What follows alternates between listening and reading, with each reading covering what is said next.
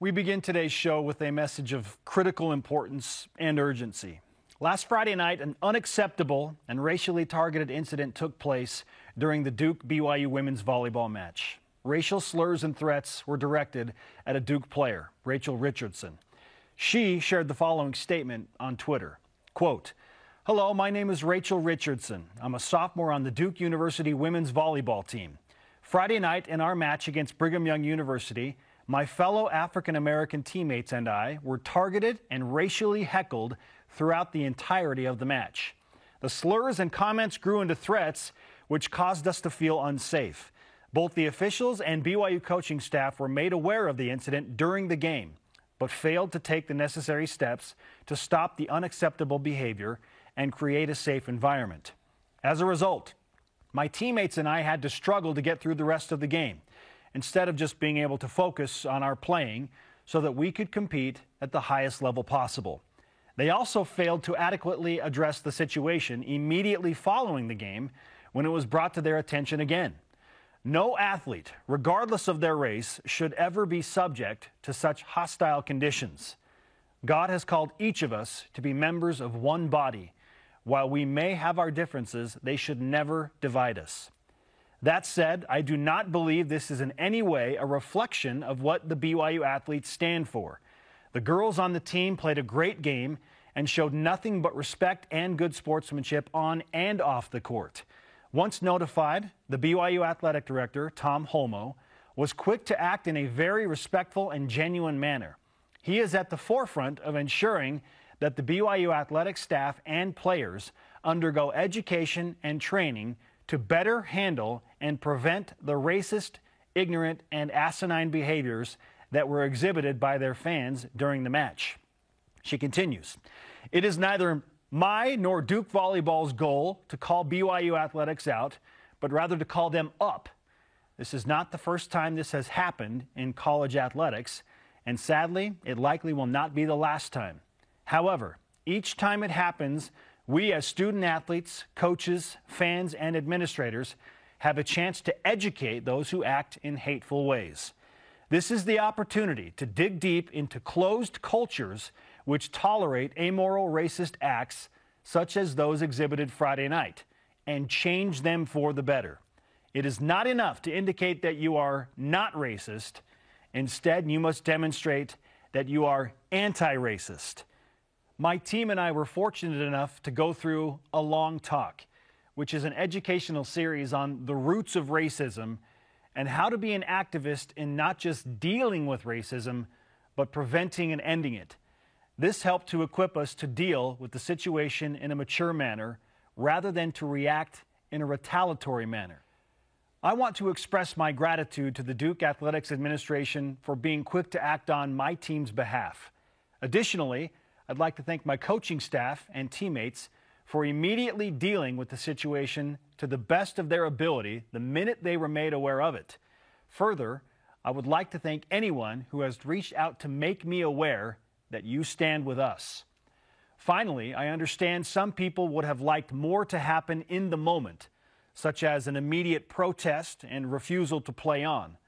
Although the heckling eventually took a mental toll on me, I refused to allow it to stop me from doing what I love to do and what I came to BYU to do, which was to play volleyball.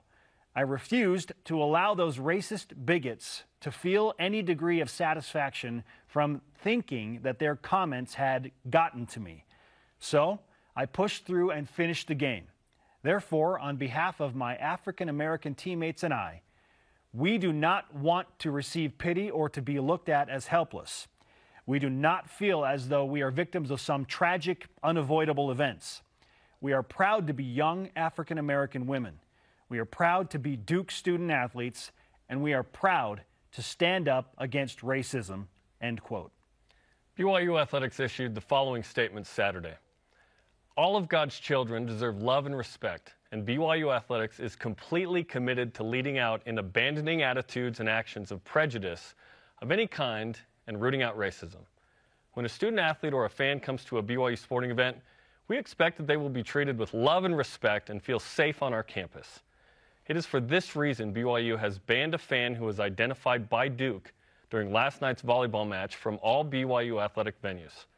Although this fan was sitting in BYU student section, this person is not a BYU student.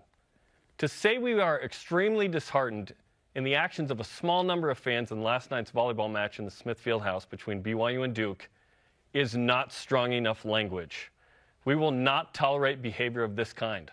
Specifically, the use of a racial slur at any of our athletic events is absolutely unacceptable, and BYU Athletics holds a zero-tolerance approach to this behavior. We wholeheartedly apologize to Duke University, and especially its student-athletes competing last night, for what they experienced. We want BYU athletic events to provide a safe environment for all, and there is no place for behaviors like this in our venues. BYU Athletic Director Tom Holmoe addressed the crowd at Saturday's Washington State BYU match. Here are his comments. For those who don't know me, my name is Tom Holmoe. I'm the athletic director at BYU. At last night's game, there were some egregious and hurtful slurs that were directed at members of the Duke University women's volleyball team. I'm the athletic director, and I'm accountable for what happens in all our athletic events. And with that in mind, the process to get better and to heal has already begun, as you can see, and you'll see a little bit more often. I want you to know that this morning I visited with the young athlete on Duke's team and her coach. If you would have met her, you would have loved her. But you don't know her, and so you don't feel that way. As children of God, we are responsible. It's our mission to love one another and treat everybody with respect. And that didn't happen. We fell very short. We didn't live up to our best. I ask that everyone at all of our games that represent BYU, that you will have the courage to take a stand and be able to take care of each other, and more importantly, the guests, our guests who we invite to come and play here, so that we can be disciples of Christ and show it in every way. I love how Cougar Nation, how The Rock, and all our fans are incredibly in support of our teams. Cheer them on as loud as you can, but do not cross the line where you would hurt or harm anyone in any way. Love you, Cougs. Thanks. BYU head volleyball coach Heather Olmstead said the following in a statement released yesterday. Racism in any form has no place at BYU or anywhere else. I apologize for what the Duke student-athletes experienced during our match on Friday. We must do better. I have been able to have productive conversations with the student-athlete who was impacted the most Friday night. Rachel Richardson, the Duke volleyball team captain, and the Duke volleyball head coach. They have helped me understand areas where we can do better. I thank them for taking the time to speak with me. I want the very best for them and the entire Duke team. Let us be clear. There is no room for racism at BYU in any form. The racist actions of an individual and the inaction of other individuals to stop this behavior ultimately reflect poorly on the school, the athletic department, and all those associated with them. Do not participate in or tolerate this type of racist behavior at any event. It is important that we create a welcoming and safe environment for any athlete or coach who competes for or against BYU. As representatives of BYU and fellow fans of the Cougars, we wholeheartedly ask all of you to do better and be better.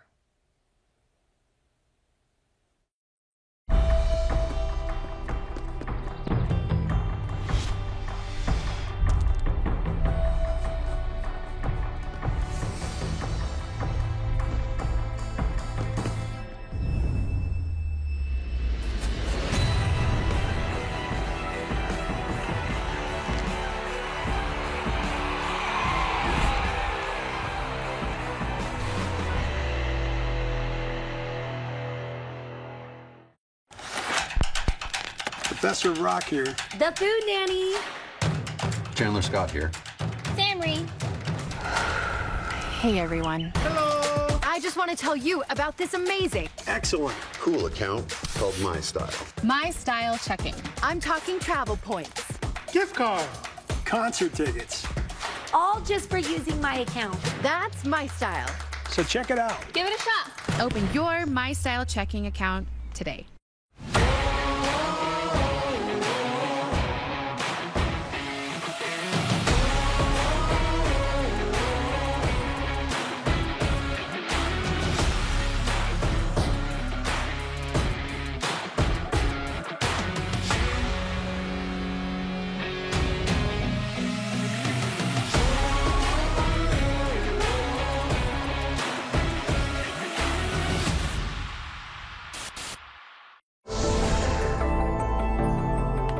When we were children, we used to call it the secret garden. We used to have all sorts of adventures there. When can I see the secret garden? She can't find the door. Didn't you leave her the key? Yes. Don't you see? It's not working. It can't open the door. There's something very strange about this garden. They say if you have the key and can open the door, then you know the garden's secrets.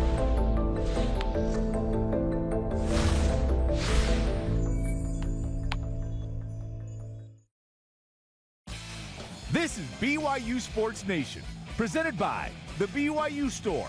Simulcast on BYU TV and BYU Radio. Now live from Studio C, it's Spencer Linton and Jerem Jordan. BYU Sports Nation is live, your day-to-day play-by-play in Studio C, presented by the BYU Store, official outfitter of BYU fans everywhere. It is Monday, August 29th, wherever and however you're connected. Great to have you with us. I am Spencer Linton, once again teamed up alongside Jerem Jordan. Heavy emotions today, Spence. I don't think we can easily turn on a dime from what we just addressed to sports. Normally, this is a day that we're very excited about. It's game week for football. Women's soccer's got an afternoon matinee we're going to talk about against Colorado. Women's volleyball played really well over the weekend. It's the start of school. We don't have homework. That's a good thing, but shout out to all the students. Best of luck with the new semester. Tate's in the BYU preschool, so excited for him. But this is difficult. Heavy emotions because we had a racist incident on campus that is intolerable in every way, shape, and form and cannot happen again. And as we talked about, this is an ugly incident that really affects real people. And so it's hard to navigate the emotions and excitement of what sports brings and what we bring to the table on this show with the incident that is one of the worst, if not the worst, in school history, perhaps.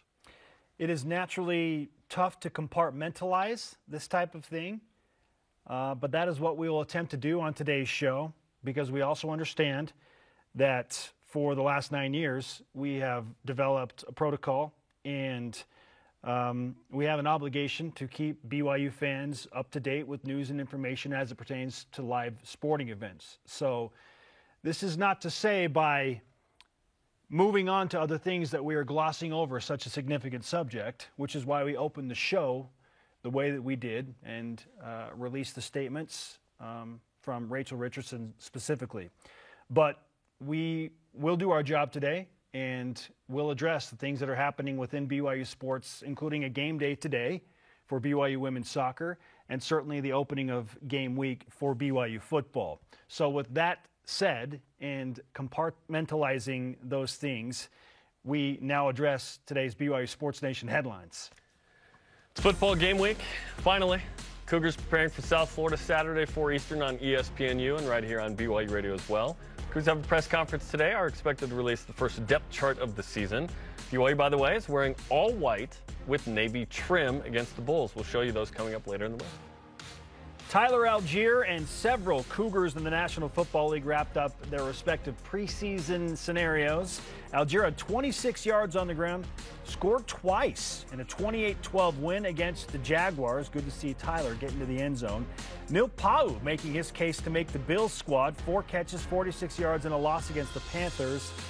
But we just learned that he was indeed released by the Bills this morning. We'll see if he did enough to maybe get picked up on a practice squad somewhere. Dax Milne had 4 catches for 37 yards for the Washington Commanders. in a loss to the Baltimore Ravens. Number 9 women's soccer beats number 20 Ohio State Friday 2-0 with a brace from Jamie Shepard, bringing it at that attacking mid spot. Cougars are 2-0 now, host number 25 Colorado today in the home opener. Afternoon game, 5 Eastern on the BYU TV and BYU radio apps. As it pertains to the actual volleyball that was played over the weekend, number 10 BYU beat Rider in a sweep 3-0, beat Duke 3-1, and then looked very, very dominant in a 3-0 win over Washington State. The Cougars expect them to stay in the top 10 after going 3-0 in their opening invitational. Things get more and more challenging as they push forward for their second invitational in many weeks. Utah State beat number 12 UCLA coming in Thursday, Cincinnati Friday, number 6 Pitt on Saturday. The only team to beat BYU in the regular season, although Pitt lost to San Diego, by the way, over the weekend.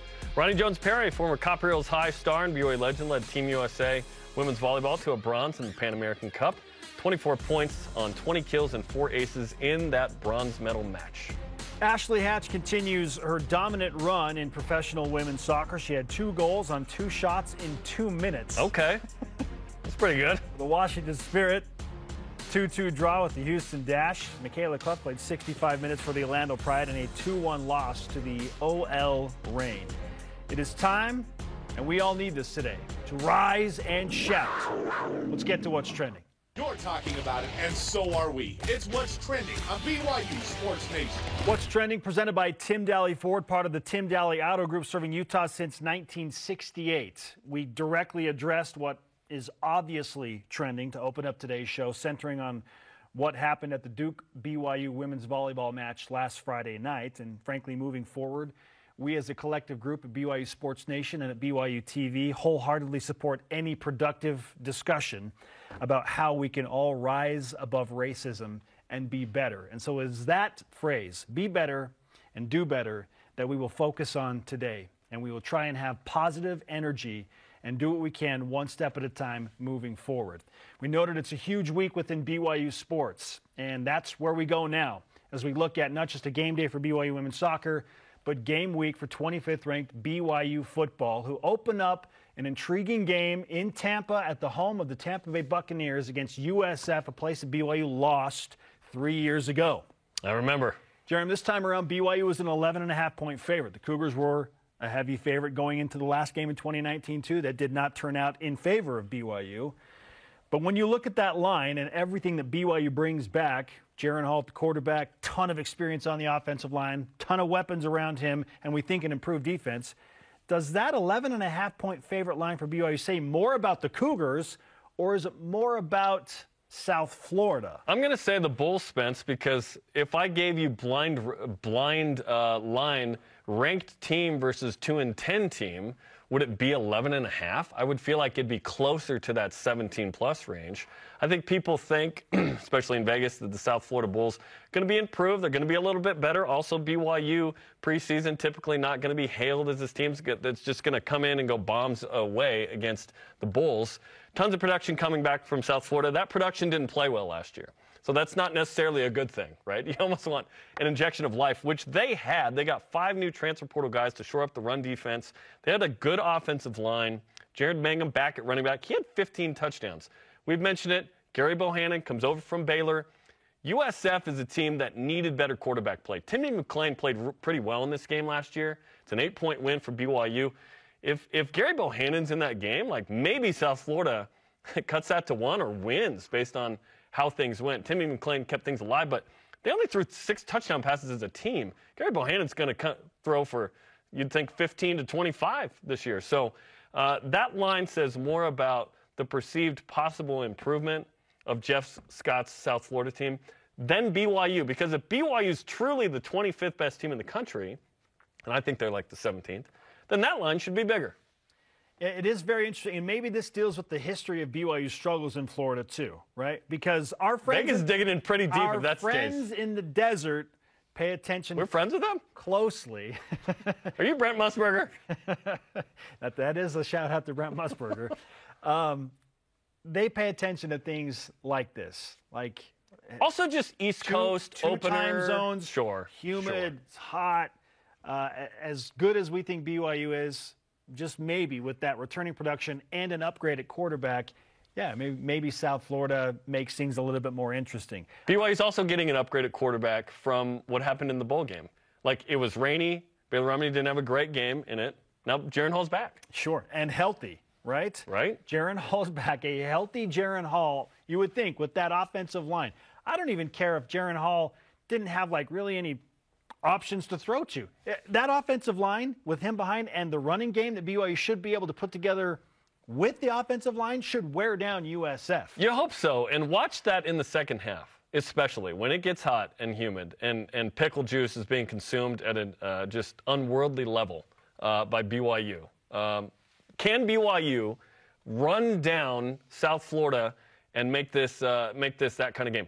Although I could see where Jaren Hall just comes out like gangbusters, throws for 335 and 4 touchdowns. It was like, dude, sure, the aerial assault is back. Not saying he can't. Maybe BYU scores quickly and they build a lead, and then it becomes, okay, we dare you to stop us as we go into just maintaining the ball. I think and running, like having these long, sustained drives. And I think you were on this first of the idea of this might be closer than we think. Like, again, BYU should go and win this game by 17 plus. They should. If they're 25th best team in the country and South Florida's better, how much better do we think they're going to be? 5-7? 7-5? Like plus 5 games would be quite a bit. The goal for USF. BYU should go in and dominate. But first game, East Coast, revamped energy from South Florida.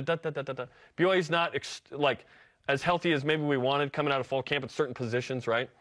Then it may be closer than we think, but BYU's going to go and win this game. It's just, what is that score? How much will the heat and humidity and the 2 time zones and the travel and, frankly, the weird feelings of a history that includes a lot of struggles in Florida impact BYU? Well, the guys that won that game in Florida are on this team for the most part. So that's good news. What's interesting is a lot of the guys that lost to South Florida are also still on this team. True, but maybe that motivates them. The losses in Florida were to, like, Florida State, Miami, like really good team. UCF, right? It wasn't South Florida, you know what I'm saying? 11.5-point favorite for BYU. And we are how many days away? Countdown to the Bulls. 5 days away. 5 days away from an actual BYU football game. We made it to game week. It's time to start getting some answers to all of the questions that we presented for the last 5 And even then, we need a few games. You know what I mean? We'll see a game, and we're not like, we have all the answers. We begin to get some answers. Yeah, not all. We start that process. We open up the book. Our question of the day, does BYU football, being that 11.5-point favorite against USF, say more about the Cougars or the Bulls? You've heard what we have to say. Now we want your opinions. Let's go to Voice of the Nation. This is the Voice of the Nation on BYU Sports Nation. First response in from Luke Sonny, and I'm guessing on that last name, S-O-N-N-E. He says, I think it's giving USF some of the respect they deserve. It's an away game with long travel. A blowout would be a surprise. A blowout to me is 17 plus. If you win by 3 scores and 7 years ago, then boom, you're in a position to have beaten that opponent handily. So we'll see. I just want to win. Honestly, like if BYU wins by 5, we'll go, probably should have been more, but at the end of the day, just go and win, and then Baylor. Go and win. Be 1-0 coming home to Provo for an emotional vengeance match against Baylor, who's going to be a top 10 team. Yes, if it's close, we're going to be concerned, but still. Coming up, cut day in the NFL. How many undrafted rookie Cougs are going to make it? Week 1, Game 1, and ESPN's Trevor Matich joins us to share what exactly he's looking for in BYU's 2022 debut. This is BYU Sports Nation. If you're looking to build your brand awareness and increase market share as BYU moves into the Big 12, this is the place, BYU Athletics. We can provide the tools you need to make sure your company is seen and heard. BYU Athletics is where you can align your products and services with loyal fans that cheer for our Cougars. And they can also help your business win. Learn more about what a partnership with BYU Athletics and your company will look like. After all, this is the place. Email sponsorship at byu.edu today.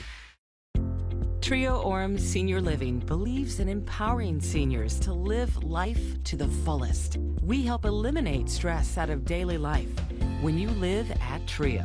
Less time focusing on housework means you can socialize at one of our many events, with safety in mind, of course. And did we mention our spacious apartments with modern amenities? Learn more about setting up a private tour at TrioOrem.com.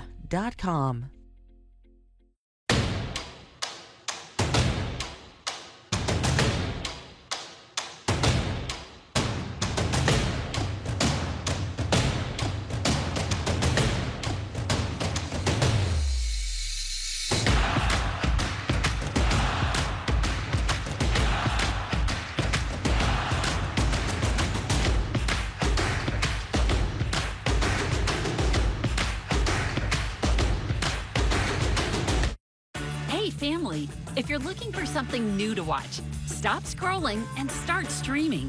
BYU TV has a ton of great options to binge together. From bold adventure to family drama and even a little fun, there's something for everyone. Binge entire series, experience all the feels, immerse in non-stop intrigue, and treat yourself to unexpected turns. Think you know BYU TV? We're just getting started. BYU Sports Nation is presented by the BYU Store, official outfitter of BYU fans everywhere. The national runners-up and number 9 BYU women's soccer team has the home opener this afternoon, 5 Eastern time, against 25th ranked Colorado on the BYU TV and BYU radio apps. Bro, you're back at Southfield for a game for this team that did so well last year and is coming off a massive win. Yes, huge road win against Ohio State. Colorado spoke with their coach, Danny Sanchez, and he's like, look, I know our stats are impressive through 3 games. We have played nobody even close to the level of BYU. It's going to be a great game. We know what a challenge it will be to go to Southfield. Great Monday afternoon game. Absolutely. We are live in Studio C. This is your day-to-day BYU Sports play-by-play. I'm Spencer Linton alongside Jerem Jordan. We are so happy to report that a series of Matic Mondays begins right now. Trevor Matic, ESPN college football insider expert, longtime friend of the program, all-around good man, is back to discuss a game week. Trevor, college football is back. How you feeling? Yeah, awesome. I mean, this was the most momentous, tumultuous, exciting offseason I've ever seen in my entire life. And now we get to see how it's going to play out on the field. I can't wait for kickoff in week 1. Week 0 was great, but week 1, incredible. I never thought I'd be interested in watching UConn play football, but they played Utah State. So I watched that game. Utah State ends up winning that. But let's talk about BYU and South Florida. One of the Vegas lines says 11.5 points, a line for BYU to win by. Does that say more about the Cougars or the Bulls? What do you think? I think there's a lot of respect for the Cougars, but I think that the Bulls are underrated. Last year, they really struggled in a lot of ways. But this is a team that is the second most experienced team coming back in all of college football, second only, by the way, to BYU's experience coming back. But they have upgraded in a lot of places. And if BYU is not careful, if they're looking ahead to Baylor, they might find themselves hit in the mouth in the South Florida Sun. So they've got to be real careful of this Bulls team because they are very good. Trevor Matic of ESPN with us on BYU Sports Nation. Okay, we brought up the line. You think USF is underrated. So what are you expecting to see from BYU specifically going to Florida, where they've had some struggles, but we think this is a way better and improved BYU team? What do you expect to see from BYU with a tough opening road test in the heat and humidity of Tampa? I expect to see the offensive line perform like we think they will. This offensive line is as deep and talented as I've ever seen there, and they have a chance to be one of the greatest O-lines ever to play at BYU as a group. But this will be a test. People are thinking, fans are looking ahead to Baylor. But last year, the USF defensive front was a bit of a liability. So they brought in 5 transfers from the SEC, the Big Ten, the ACC. All of a sudden now there's talent and there's depth there. So I expect the offensive line to step up and show us that they are who we think they are. And I expect the defense to generate more of a pass rush. That's one of the keys for their entire season. Get more pass rush from the D linemen and then get more pressures on the quarterbacks from blitzes. So those 2 things I think are going to be the keys to start to look for. This is such a weird game for so many reasons, and let's talk about it and get your opinion on this. Obviously, South Florida stunk last year, 2-10. This is a team that played BYU last year in Provo. 8-point game. It was kind of weird. BYU jumps out 21-0. South Florida comes back. BYU ices it away, but everyone doesn't know. Oh, with like 2:20 left, they have no timeouts. Oh, it's over. We didn't realize it. It's not the same quarterback. It's Gary Bohannon from Baylor. Like, coming into this matchup, Trevor, BYU feels like they have the urgency and being on guard. It could certainly be a trap game with Baylor next week at home, but because BYU lost there in 2019 as well, and Jaren Hall got knocked out of that, it feels like the Bulls totally have BYU's attention. What are your thoughts on everything around and in this matchup? Well, around and in this matchup, I mean, the Bulls think they should have won last year in Provo. And the Bulls know that they're better now than they were last year. You talked about quarterback Bohannon, who transferred in from Baylor. He's a serious dual-threat quarterback, and he can make plays. Last year's Bulls quarterback was a freshman, and he grew into the role as the season went on, but he wasn't the threat that Bohannon will be to BYU. They've got, as people remember from last year, as BYU fans will, they've got a 230-pound running back. Now, when he gets rolling downhill, he's a load to tackle. They've got speed at wide receiver. The linebackers for South Florida as a group are one of the better groups of linebackers in the AAC. You know, Houston, Cincinnati, really South Florida is kind of in that conversation for one of the best groups. And so this is a game that I think South Florida is going to come out on fire. And it's like BYU is going to try to come out and jump on them early. If they do, I think it'll be a tremendous accomplishment because South Florida is going to give BYU everything they've got right out of the gate. And what they've got is a lot more than most BYU fans understand right now. Yeah, Jaron Mangum is that running back, 6'2", 231, 15 rushing touchdowns, Spence, last year. They've got some guys that can absolutely play, as has been well documented by Trevor here and us leading up to this game. Trevor, we've been discussing BYU individuals, the personnel there. We obviously love Jaren Hall. We think the offensive line is going to be really stout.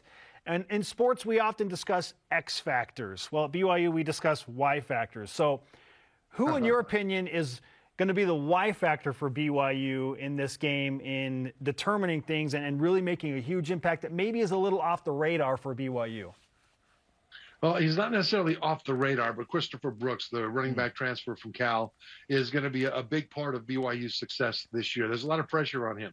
Lapini Katoa is back. They've got a stable of running backs, but to replace Tyler Algier, you're replacing an All-America caliber playmaker, not just in the running game, but in the passing game. And so they'll need to use a bit of a committee. But right now, Brooks is the guy that I think a lot of people are looking for to see what kind of a playmaker he can be, especially behind that offensive line. So I would look there first. The BYU running back position, not just Brooks, but that position. Can they hold up and make the plays they need to make in order to keep BYU even with the sticks and to keep the defense off the field? And if they don't, you have one of the better quarterbacks BYU's had in a minute, right? Jaren Hall had a tremendous junior season. And with COVID, I think he has eligibility next year. I don't know if this is his second season, whatever. He's got 2 years of eligibility, probably his last year. Jaren Hall and these weapons for BYU in offense with that O-line, you'd think there's the run game. If it's not there, Jaren Hall played well in this game 3 years ago, and we believe that he's way more developed in 2022 after a full season, right? So what do you expect in game 1 out of QB1? What I want to see from Jaren Hall is to not go out there and be a hero.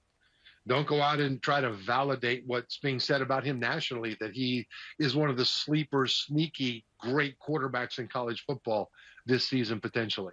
Because if he does that, then he'll be outside of the system and he'll be forcing the ball places. There's enough talent in the skill positions at BYU that all he needs to do is distribute, take what's there. Understand that a 5-yard gain on first down with a short pass is his friend because now it's 2nd and 5, right? And then if he gets to 3rd and 2, it's still a win. And so to understand that part of it, I know he understands it, but sometimes in the heat of the moment, quarterbacks that are accustomed to being playmakers, that are expected to be playmakers, in the heat of the moment will revert to trying to make every play a touchdown. And I think this BYU team is good enough that they don't need one guy to be a superstar to make up for deficiencies elsewhere. This offense needs to distribute the ball properly to the right place at the right time. And I want to see that out of Jaren Hall in this opener because to beat Baylor, they will have to do that. Trevor, everybody talks about wanting to get off to a fast start. Obviously, BYU wants to make a statement early in this game. Are you a buyer or a believer in that idea that the team that starts quickly will win the game most of the time, or have we evolved away from that and football is just so long that it gets too much credit? What do you think? Well, if you jump out to a early lead, you've got an early lead. You've got points the other side needs to overcome, right? So I mean, that's the advantage of jumping out early. But overall, emotion won't carry you over the course of the game. Yeah. Emotion can jump you out to a big lead. But if your emotion then will fade, and it will, then from there, the team that executes best will win, and the team with the most talent will win. So you don't want to get so far behind that when the other team comes out with so much emotion that they just jump out on a big score and it takes you out of your game plan. And you don't want that to happen. But at the same time, I think BYU is mature enough to understand. They've got guys that have been around football and life a lot, and they're mature enough to understand the way this game goes. And if things aren't going right in the moment, the thing to do next is run the next play and win the next play. That's it, right? Have that kind of perspective. So emotion's important, but execution will trump it every time. You played on perhaps several of the greatest offensive lines in BYU history. You said this team might have one that's up there or could be the greatest. Other than looking at rushing stats and, first downs and points, obviously, what are you going to be watching with this O-line that will indicate whether they are dominating and being that kind of group that they can be or not? Tackles for loss. They have to keep the opponent from getting behind the line to either make tackles for loss on the running game or make the running backs cut around a defender that gets penetration, either because he comes clean or because he pushes an O-lineman back into the backfield. That's the first thing. The second thing is, does the quarterback have time to go through his progressions and then step into the throw properly? A pass rush doesn't have to sack the quarterback. If the pass rush can constrict the pocket, make the quarterback move off his spot a little, and then make it so he can't really step into the throw the way he wants to, it messes with the timing and the accuracy. And so those are the two things I want to see. Is South Florida getting behind the line and disrupting the running backs before they can get to the line? And is South Florida constricting the pocket such that Jaron Hall needs to move too much and he can't stride into his throws enough? If BYU's O-line avoids those two things, then regardless of stats, you'll know that they're doing a good job. Trevor, we obviously have discussed a ton of known entities for BYU, and we feel like we have a pretty good idea of who they are and what they are going to be. And I've asked you this before, but because it's game week and maybe your opinion has changed on the matter, what is your remaining biggest question about this BYU football team for the most part brings back the entirety of its core from last year's 10-win team? Yeah, and it's what we've talked about over the course of this offseason, Spencer. It is the pass rush and the pass rush from the defensive line. And last year, I think they were unfairly maligned for not getting to the quarterback enough because they had so many injuries. I mean, they had epic injuries on the D-line. And by the time they faced Baylor last year, they were pretty much out of people. But that actually is good for this season because a lot of those backups that weren't expected to play as much as they had to late last year got a lot of experience and they understand what it takes, not just to play, but to prepare. And that creates more depth on the defensive line, and it creates a bit more skill. And that skill is important, too, with preparation in practice and camp, because they're going in practice against one of the best offensive lines they will face. And that's critical because Baylor and Notre Dame and Arkansas and Oregon and these are some of the most physical offensive lines in all of college football. And I think USF will be improved on the O-line, but they won't be that caliber. But this D-line in practice had to go against that caliber of offensive line, and to succeed, their skill had to improve. They couldn't just overpower those guys. I know when I was playing, our nose guard, Brad Smith, was the best nose guard I faced all year in practice, right? And so that made most games feel like they were pretty easy. And the defensive line has had the concept that we talk about in football all the time, that iron sharpens iron. And so I think they're in position, if they stay healthy, to show us a different level of disruption than they were able to show us last season. But it really is the key to the season for BYU. Can the defensive line get behind the line to disrupt the running game and affect the quarterback without having to blitz? Because then, with the corners that they have, if BYU does blitz and brings a fantastic group of linebackers to pressure, then a lot of good things can happen. But it has to start up front with the D-line. 81st in opponent yards per carry. Not good enough, right? Yet, BYU went 10-3. A lot of that is because they didn't turn the ball over, right? Do you expect BYU to take care of the ball in the same manner they did last year? Because last year feels like that's about as good as it gets. Yeah, it really was. And when you look at some of their losses last year, the main feature was turnovers, right? I mean, bad turnovers, terrible time.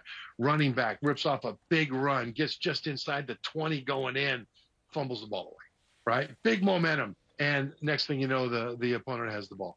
Things like that.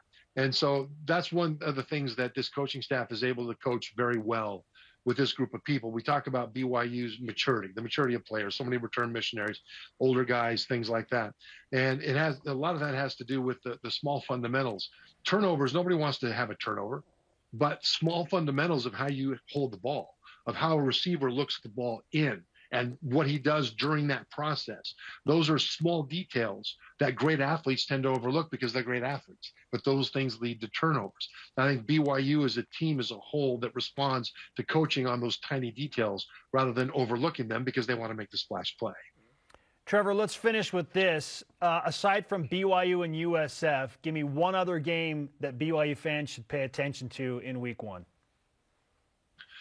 In week one, Ohio State and Notre Dame.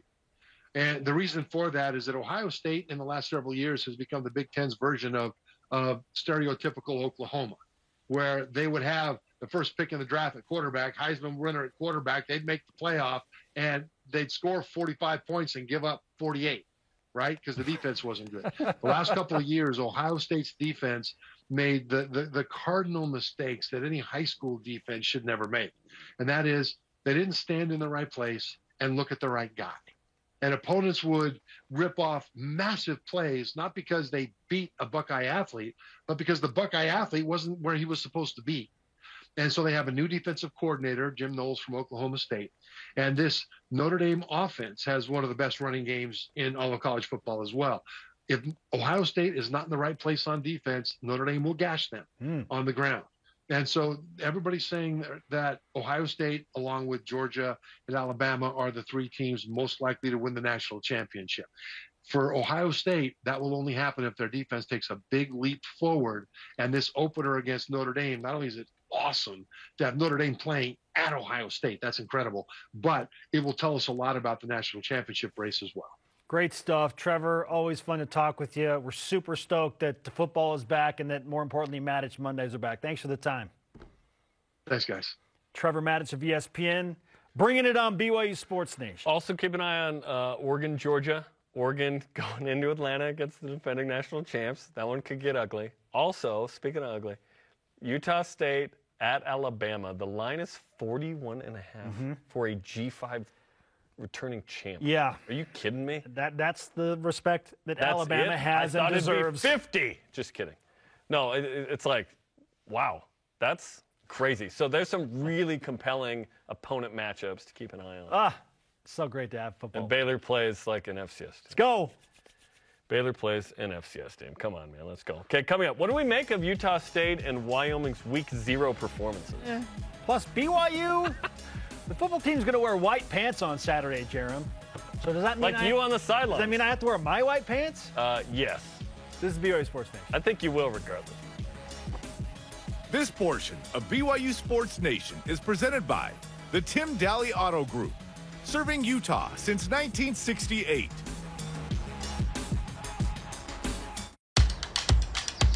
This is where we dominate. Our playground, place of business.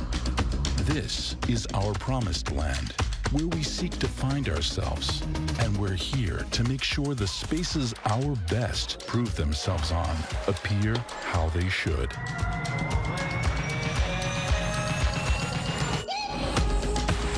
Intermountain Healthcare, official medical provider for BYU Athletics. Utah is a special place. Our communities, the people, the history. There is no place quite like Utah. At Siegfried and Jensen, we're honored to say that we are from Utah. We live here, work here, and when someone is injured, we're proud to say we've helped a neighbor when they've needed it most. We know Utah. At Siegfried and Jensen, we're here for you. Call us today.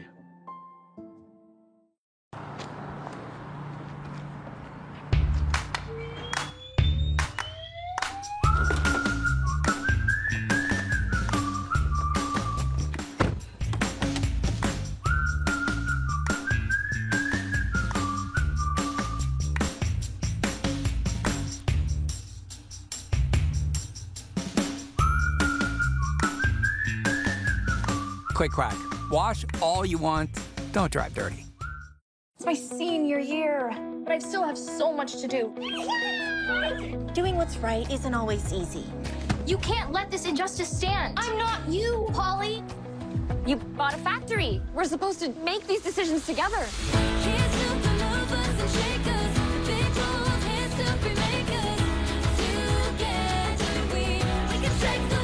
I have no idea what your future holds, but I believe that you can change the world. This portion of BYU Sports Nation is presented by Maersk, your e-commerce logistics shipping partner. Join us coming up at 2 Eastern for the season premiere of Coordinator's Corner on the BYU TV app. Greg Wrubell chats with all three Cougar coordinators, like Tuiaki, Aaron Roderick, and Ned Lamb, as they look ahead to South Florida on Saturday. He is Jerem. I am Spencer. It's time to whip it. Cougar Whip Around presented by Maersk, your e-commerce logistics shipping partner. It's NFL Cut Day, so how many undrafted rookie Cougars in the NFL will make 53-man rosters? Undrafted rookie Cougars. Well, I thought Neil Poe had a great chance. He was cut this morning. Bill's a pretty talented. That'd be hard to make that roster, as we saw. Oh, man. Jerem, I'm going to go with one. Okay. I think it might be James Empey. And who knows? That might have come out. Like, we may know or not know at this point. Like, but I think it's James Empey had a great camp with the Cowboys. There's only three guys we're talking about. It's Neil, it's Sampson, Nakua, and it's James Empey. So I hope it's one. I hope it's two. I think it will be zero. But the hope is that all three stick on a practice squad with someone. We saw Taysom Hill, remember, as an undrafted free agent, get cut by the Packers, picked up and valued by someone else in a unique way. If that happens with those three guys, hopefully they get a chance up. That certainly can happen. Yeah. On to college football in week 0. Utah State had to rally down 14-0 on their home field against UConn. Utah State was a 24-point favorite in this game. They rallied for the Huskies and won. Wyoming got beat up by Illinois. So of those two future BYU opponents that had week 0 games, Jerem, what jumped out to you about the Aggies and the Cowboys? Utah State looked the part later, but that's a closer game. That was 26.5-point line, by the way. And then Wyoming looked terrible. Andrew Peasley, Utah State transferred to Wyoming, by the way, 30 yards passing. So Wyoming looked terrible against Illinois. Sorry, did they play Ohio State? No, they played Illinois. Both didn't look great. I believe Utah State's going to be a tough game regardless. Wyoming did not look great in week 1, week 0. Utah State played like a team that thought that they were supposed to win by 26. It's just sloppy. It kind of took a little bit to wake them up. And then they did, but it's a week 0 game. It's late August. Like, whatever. I'm not going to read too much into the idea that Utah State struggled at times with UConn. It's tough to walk down the hill from the creamery after eating a bunch of that. Utah State will be better by the time they roll into Provo in late September. No, that's going to be a good game. But I do now, having seen what Utah State has, they're not as good as BYU, and I expect they're not as good as last year, clearly. To handle their business. Yeah, BYU beat Utah State in Logan last year. Now they got him in Provo. Utah State's not as good. We think BYU is as good, if not better than last year. I think BYU is going to have to beat Utah State as opposed to Tyler Ogier beating Utah State last year. So, but I think BYU should absolutely roll Wyoming. Wyoming looked awful. No. Is Jamie Shepard going to fill the hole up by Michaela Coulihan? Certainly a great indicator with a brace against Ohio State on the weekend. Well, she certainly is going to fill the spot by necessity. But, like that type of production, that's a lot to ask of Jamie Shepard. So how does she be Jamie Shepard this season? I think by nature, Jamie is, I don't want to say unselfish because Michaela Coulihan is a very unselfish player, even though she scored a ton of goals, right? Yeah, you can do both. It's just, I think we have to give Jamie time to ascend to something close to the stratosphere that Michaela Coulihan was in. So I think she's going to do a great job. But to be fair to Jamie, do not expect the stats that Michaela Coulihan put up. Jamie Shepard is not Michaela Coulihan. But Michaela Coulihan is not Jamie Shepard either. No, and Jamie's a more physical player than Michaela. Jamie can be Jamie, and that's going to manifest itself in a different way. She is a tremendous leader and player. It's going to be exciting to watch her in that attacking midfield 10 spot. Hey, great start. Yep. Hope I'll take another brace against Colorado today. Hey, keep it going. What did we learn about the BYU women's volleyball team after they swept through the weekend? Looked very impressive on Saturday night against Washington State, no doubt. Certainly after Friday night's incident, there could have absolutely been... off the rails. Yes, could have absolutely been off the rails. They did a great job of focusing on what they could do, because this is certainly a bigger than the team thing. But they were very focused and dialed in a match that could have been hard to play, given the emotions of the terrible racist incident that happened Friday night. I was impressed by BYU's ability to focus on that match, which was way bigger than a volleyball match. They are mentally tough. I'm with you. Like, to watch what they did on Saturday night told me that this team is mature and they are mentally tough, which is exactly what their coach, Heather Olmstead, is. She is mentally tough. Yep. And yeah, this is a tough time as BYU figures out how best to proceed, because that was terrible, and they know it was terrible and said as much. So now you have a volleyball season to play. And like we talked about, that's emotionally hard to put those two things in the same space. And it's hard to, you don't want to discount one for the other, because it can't be discounted. That can't happen again. Yet it does affect this team in a way that they could have never seen before. It wasn't the volleyball team that did this, but they are certainly affected by it. Well, they're going to be challenged again emotionally and physically this week with some other high-level opponents coming into Provo. And by the way, no Rock student section behind the servers in that space. Frankly, my opinion, I will be surprised if we see students in that space for a little while, if at all. Like, certainly BYU has to assess what's best. A change already happened. Yeah, change already happened. All right, Jeremy. BYU will be wearing the all-whites with navy trim for the South Florida season opener. Here it is, if you haven't seen it. Woo! Ooh, I like it. I like it. It looks clean. Do you approve? But the all-whites are curt. Nope, they're not. BYU's won a bunch of games recently in the all-whites. I love that. Including in Florida, in the Boca Raton Bowl in the last game. Exactly. The last time Tropicana orange shoes. The last time BYU played in Florida, they were all whites. This is a smart move. It's going to be hot and muggy and probably rain a little bit. All whites will look sleek. They will keep the players as cool as they can possibly. Yep. Like, this is the right move, and the mojo is good in the all whites. I absolutely approve. Also, I give all the mojo of whatever happened in the Boca Raton Bowl and the one win, because Brittany had a baby. You weren't there. So here you go. I'm going to hand it to you. Take mojo. Taking the mojo. You take it to Florida with otherwise known as the karma, and we're going to hand it off in Florida. Let's go. It has been transferred. That mojo has a name, and it was Zach Wilson in 2020. Coming up, today's Rise and Shadow. And it's a busy day of BYU sports. We'll tell you what you can expect and where you need to be, when you need to be there, how to watch it, coming up on BYU Sports Nation.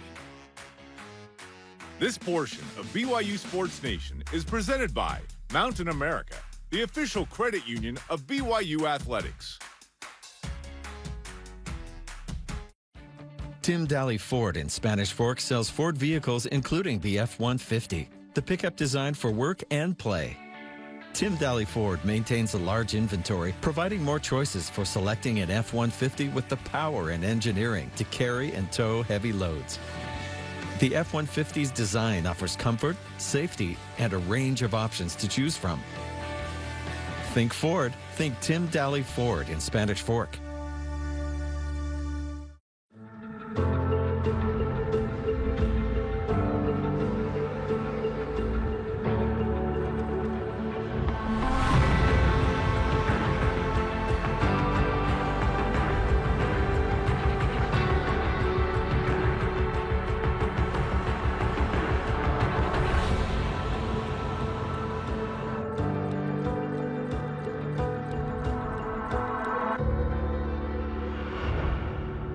Home is just about to get a whole lot happier. So you've been living with no furniture for about 2 months. Well, we're about to change that for you. Watch as helpful folks lend a hand to those in need. See them refurbish and replenish homes all over the world. Caitlin left her house when she was 13, and now she's finally home. With all kinds of shows to explore on the BYU TV app, you're sure to find loads your family can watch together. Stream them all for free.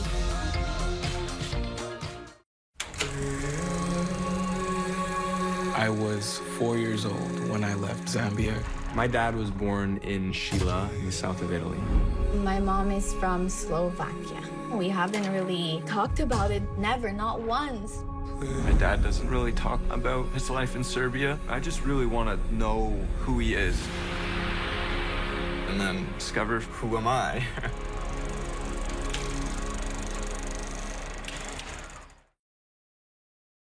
BYU Sports Nation is presented by the BYU Store, official outfitter of BYU fans everywhere.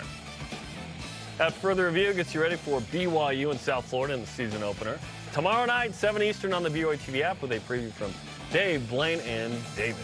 Our question of the day, does BYU, as an 11.5-point favorite in their football season opener at USF, say more about the Cougars or the Bulls?